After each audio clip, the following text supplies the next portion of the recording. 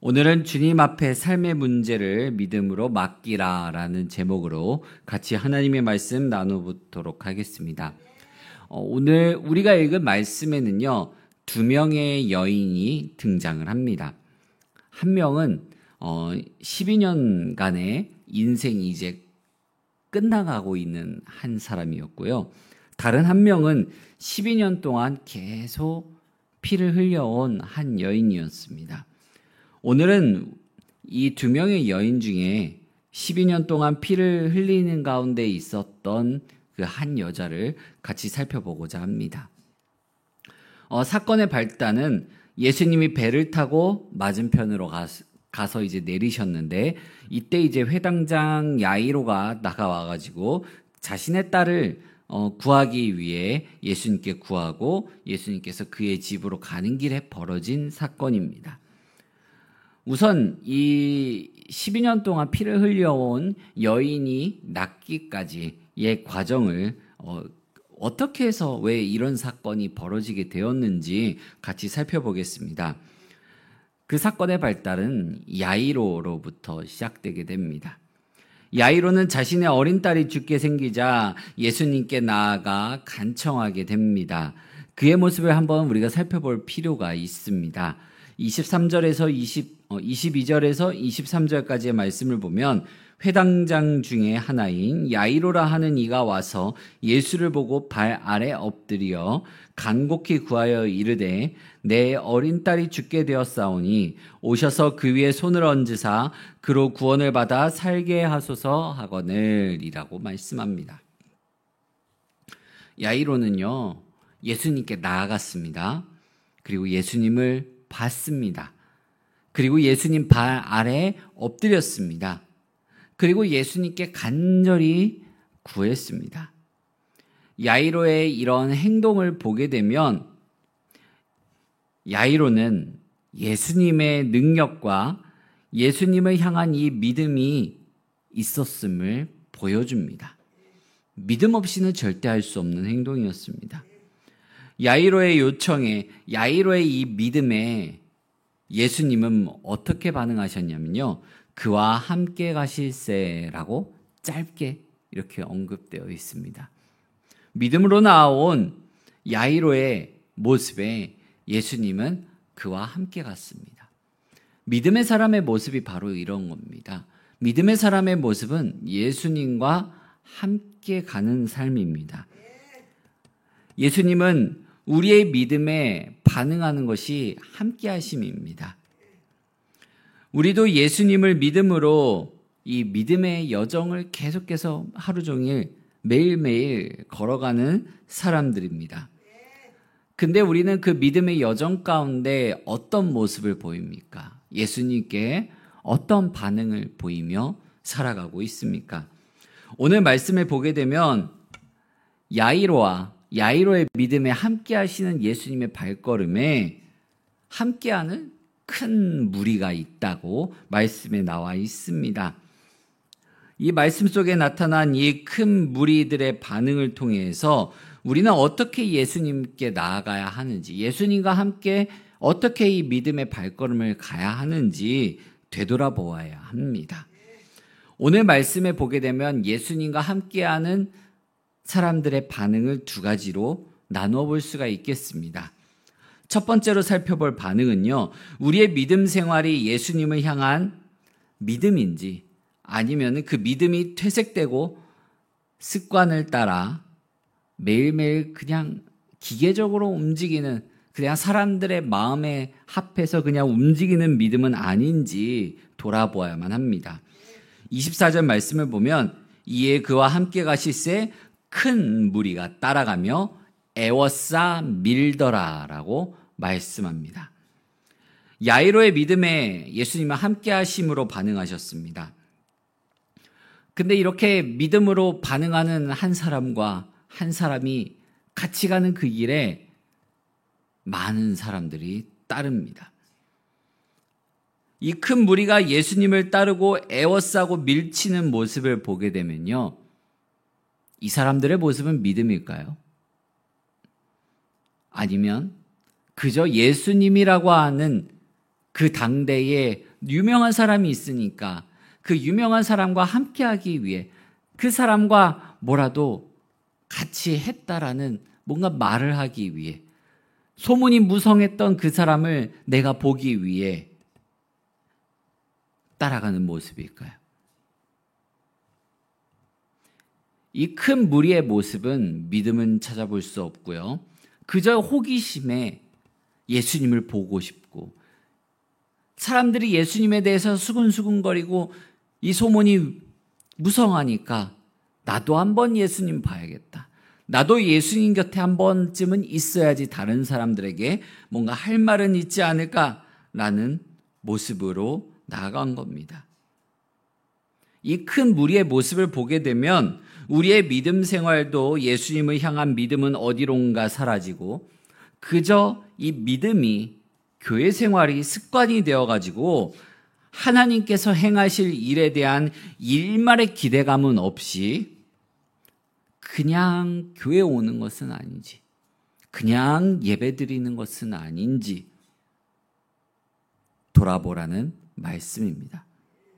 만약 우리가 이런 모습이라면 예수님의 능력과 예수님이 보여주실 이 회복의 역사를 세상 가운데 전달할 통로의 역할을 할 수가 없습니다.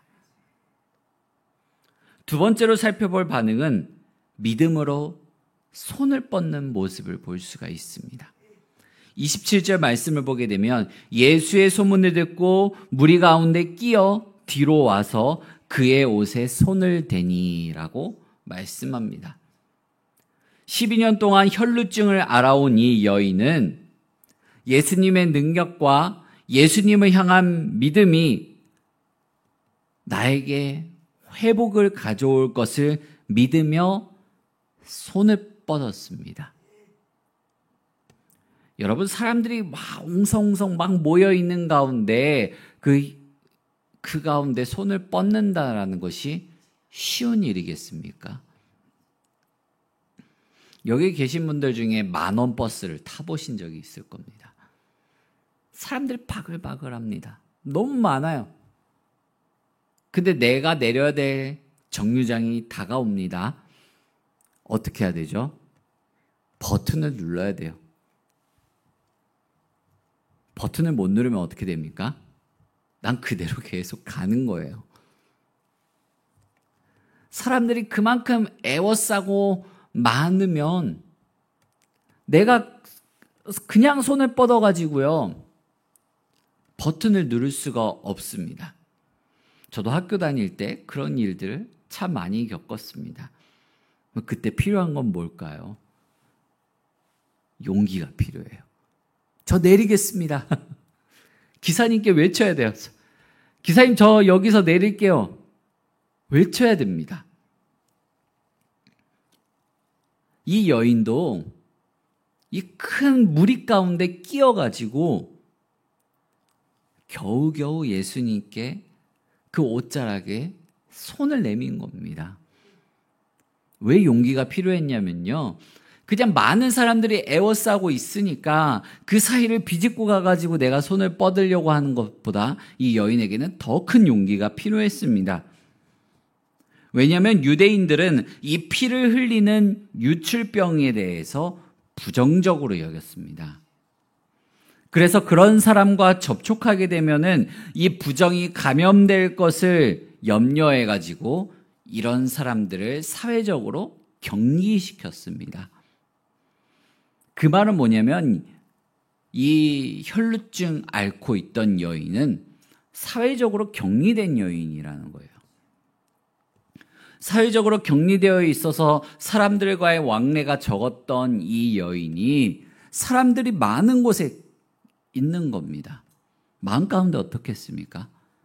내가 혈루증 앓고 있다라는 게 들키면 나는 돌맞을 수도 있는데 이 공포감이 마음 가운데 자리 잡고 있는 거예요.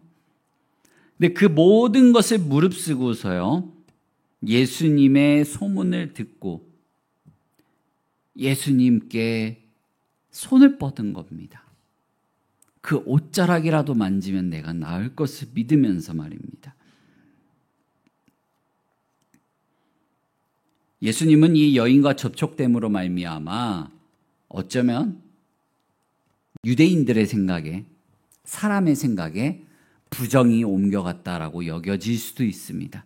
사람들은 예수님을 그렇게 취급할 수도 있어요.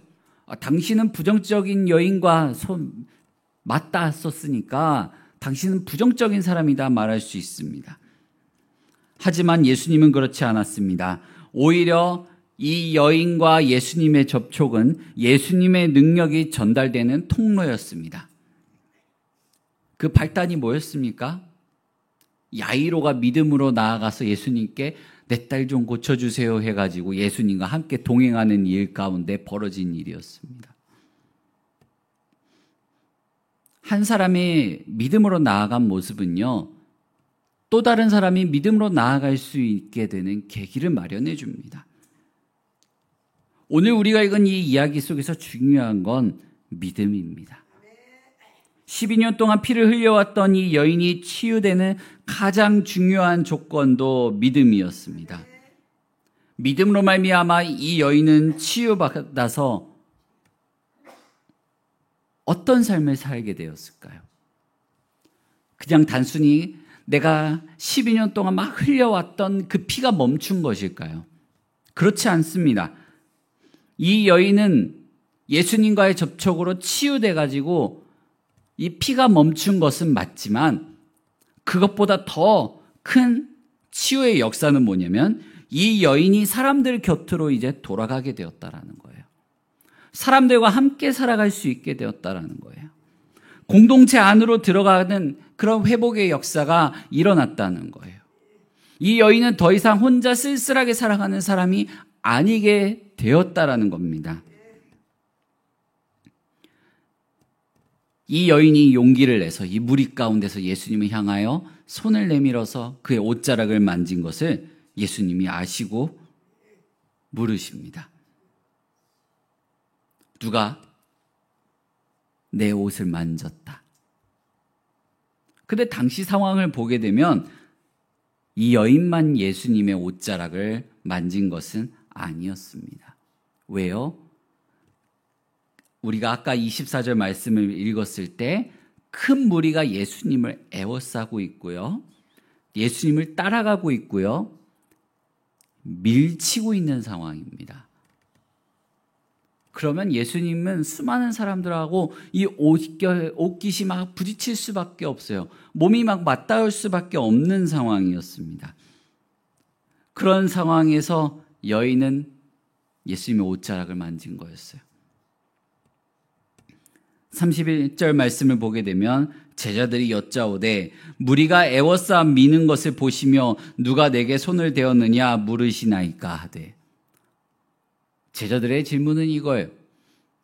예수님, 지금 이렇게 많은 사람들이 서로 밀치고 예수님하고도 몸이 부딪히는 것을 예수님도 알고 계시면서 누가 옷을 만졌냐고 물어보시면 우리가 뭐라고 대답합니까?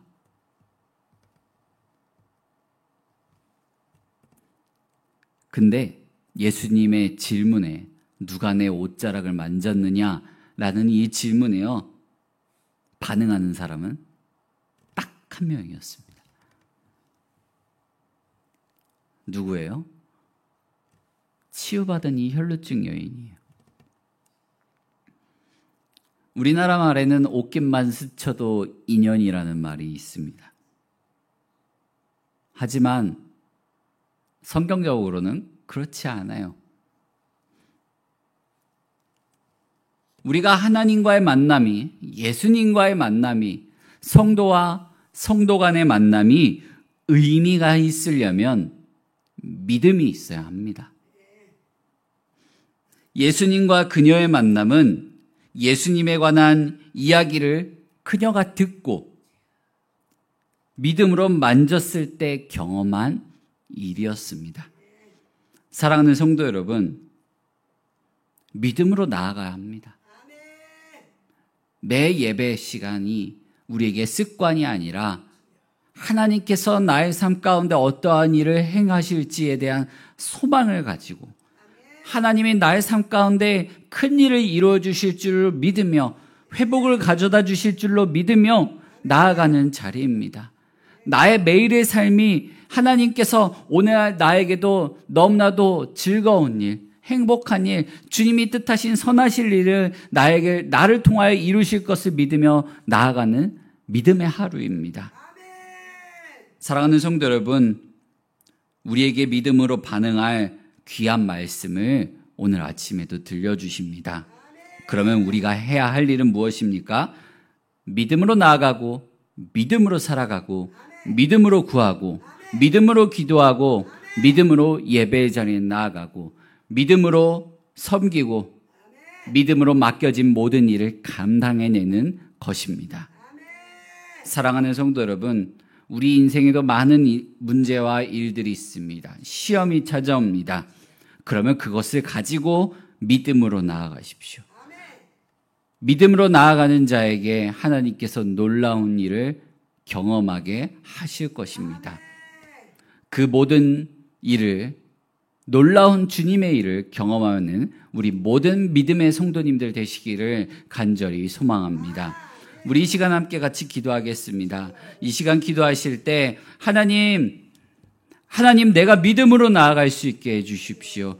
하나님 내가 믿음으로 살아낼 수 있게 해주시옵소서. 하나님 내가 믿음으로 예배하고 믿음으로 기도하고 믿음으로 주님 아버지 앞에 구하고 믿음으로 주님 아버지께서 맡겨주신 일들을 감당할 수 있게 해달라고 우리 이 시간 함께 같이 기도하며 나아가겠습니다. 사랑과 은혜가 많으신 하나님 아버지, 오늘도 우리가 주님 아버지